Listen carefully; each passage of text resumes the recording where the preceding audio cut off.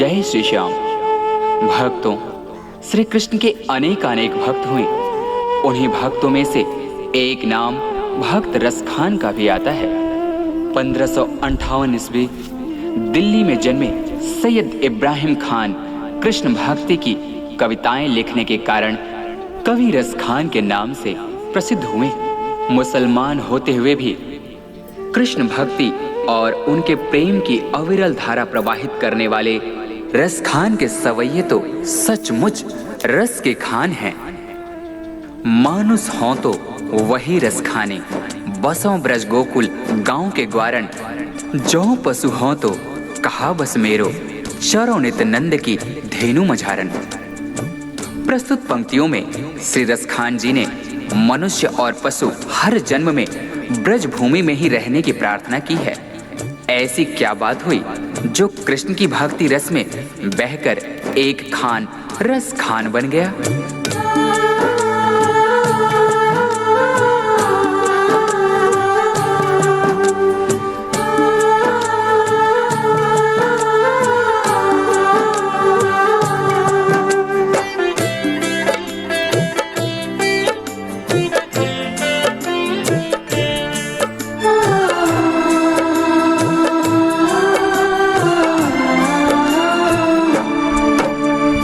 एक दिन खान साहब पान खाने के उद्देश्य से एक दुकान पर जाते हैं।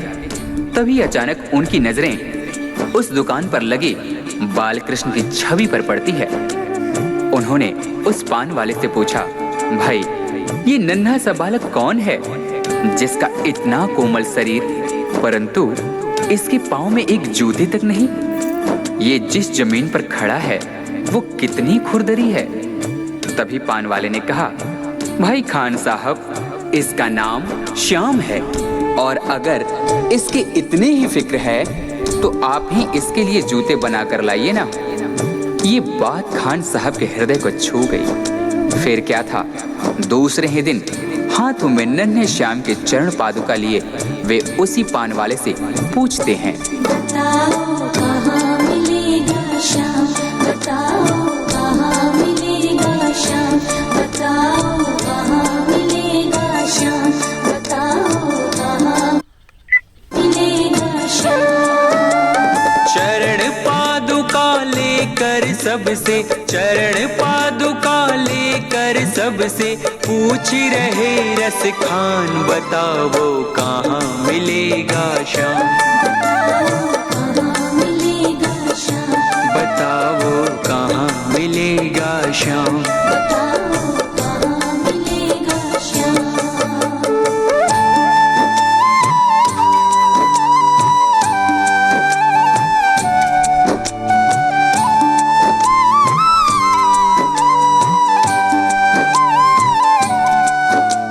पान वाले ने देखा कि यह तो सचमुच ही चरण पादुका लेकर आ गया।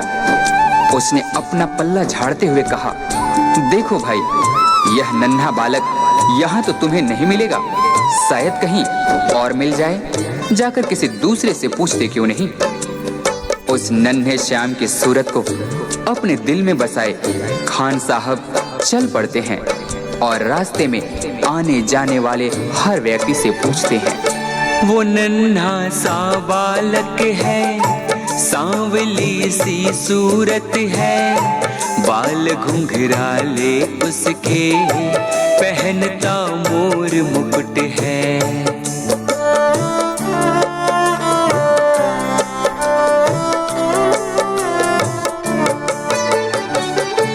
नैन उसके कजरारे, हाथ नन्हे से प्यारे, बांधे पैजनिया पग में, बड़े दिलकश है नजारे।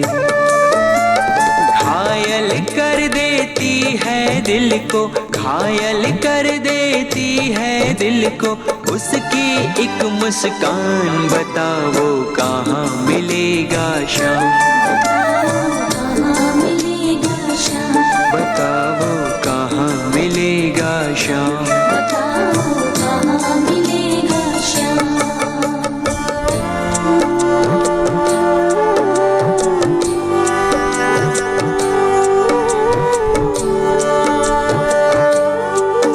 कृष्ण ने देखा कि यह भक्त मुझे नन्हे श्याम के रूप में ढूंढ रहा है, वह तो मुझे इस रूप में पहचान भी नहीं पाएगा। तभी वे एक साधारण व्यक्ति का रूप धारण कर खान जी के पास जाकर सारी बातों को सुनने के पश्चात उनसे कहते हैं, समझ में आया जिसका पता तू पूछ रहा है, वो है बांके बिहारी जिसे तू ढूंढ रहा है।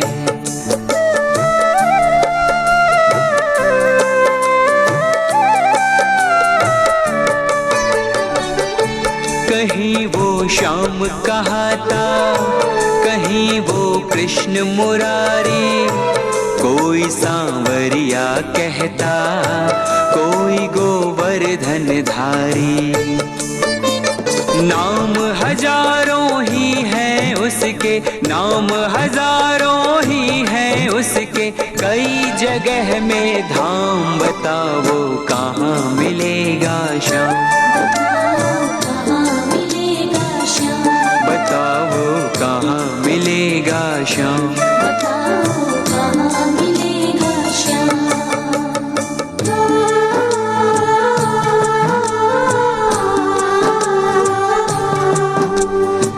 उस भले व्यक्ति ने खान जी को वृंदावन जाने को कहा। फिर क्या था, मानो मुसाफिर को मंजिल मिल गई हो। बिना खाए पिए लगातार चलते हुए खान साहब वृंदावन में कृष्ण के मंदिर तक जा पहुंचते हैं। पागलों जैसी हालत, हाथों में जूते लिए, अन्य समुदाय के होने के कारण मंदिर के पुजारियों ने उन्हें अंदर आने से मना कर दिया। नन्हे श्याम से मिलने की आस लिए खान साहब रो पड़े।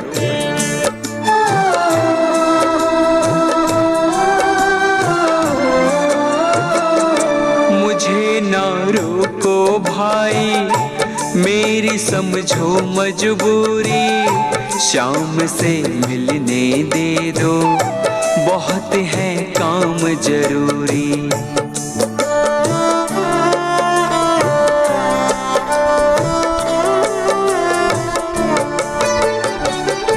सीढ़ियों पे मंदिर के डाल कर अपना डेरा, कभी तो घर के बाहर शाम आएगा मेरा।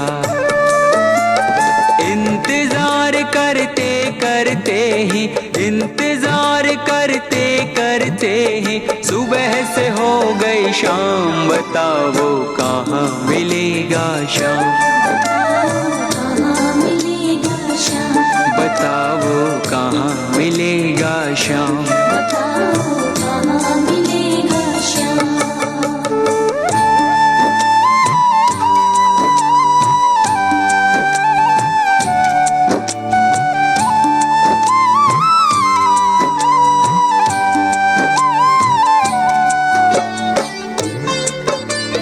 खान साहब के मन में नन्हे श्याम से मिलने की आस थी। इसी विश्वास के साथ वे वही मंदिर की सीढ़ियों पर रात भर बैठे रहे। जाग कर रात बिताई, भोर होने को आई, तभी उसके कानों में कोई आहट सी आई।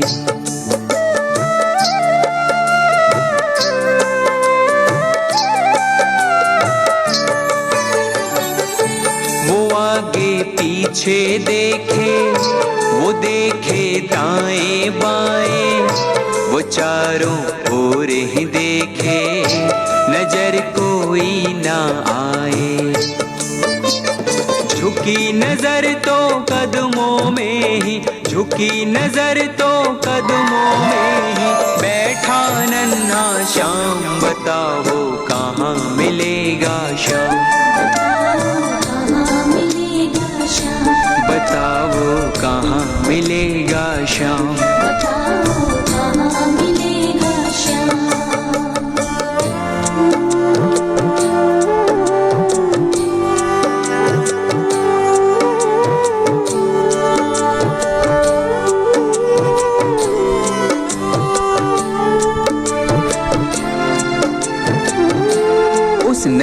श्याम की जैसी छवि भक्त खान जी ने अपने हृदय में बसाई थी, ठीक वैसी ही उन्होंने अपने सामने पाया।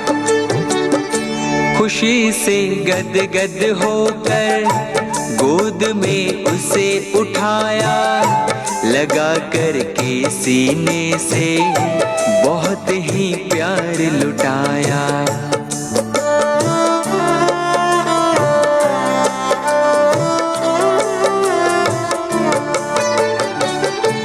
पादुका पहनाने को पाँव जैसे ही उठाया, नजारा ऐसा देखा कलेजा मुंह को आया।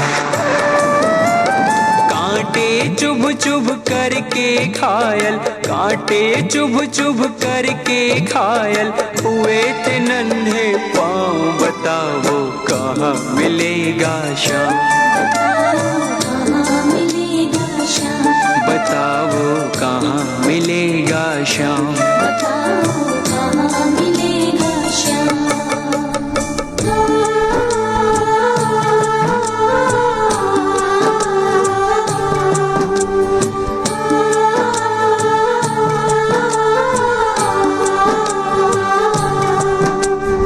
खान साहब ने श्याम के घायल पांवों को देख रो रो कर उनसे कहा,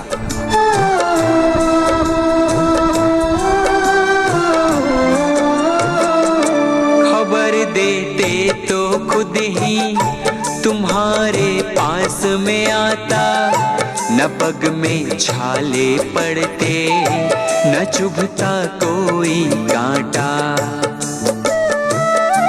परंतु उस मूर मुकुटबंसी वाले ने मुस्कुराते हुए खान जी से कहा, छवि जैसी तू मेरी बसा के दिल में लाया, उसी ही रूप में तुमसे यहाँ मैं मिलने आया। गोकुल से मैं पैदल आया, गोकुल से मैं पैदल आया, तेरे लिए ब्रजधाम। भाव के भूखे हैं भगवान, भाव के भूखे हैं भगवान।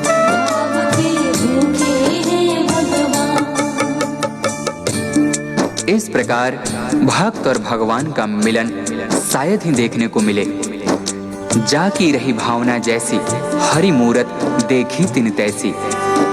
कन्हैया ने कहा, हे भक्त, आपने मुझे बाल रूप में खाली पांव देखा था उन पथरीली रास्तों पर, तभी तो मैं उसी अवस्था में आपसे मिलने के लिए गोकुल से वृंदावन पैदल दौड़। आपके हाथों से चरण पादुका पहन मुझे त्रिलोक की सारी खुशियां मिल गईं। शाम की बातें सुनकर कवि वो हुआ दीवाना, कहा मुझको भी दे दो अपने चरणों में ठिकाना। तभी से खान जी श्याम नाम के भक्ति रस में ऐसे डूबे कि उन्हें रस खान के नाम से जाना गया। तू मालिक है दुनिया का ये मैंने जान लिया है, लिखूंगा पद तेरे ही आज से ठान लिया है। श्याम प्रेम रस बरसा सोनू, श्याम प्रेम रस बरसा सोनू, खान बनारस खान। भाव के भूखे हैं भगवान, भाव के भूखे हैं भगवान। कांटों पर चल कर के रखते, कांटों पर चल कर के रखते अपने भगत का मान। भाव के भूखे हैं भगवान, भाव के भूखे हैं भगवान, भाव के भूखे हैं भगवान, भाव के भूखे हैं भगवान।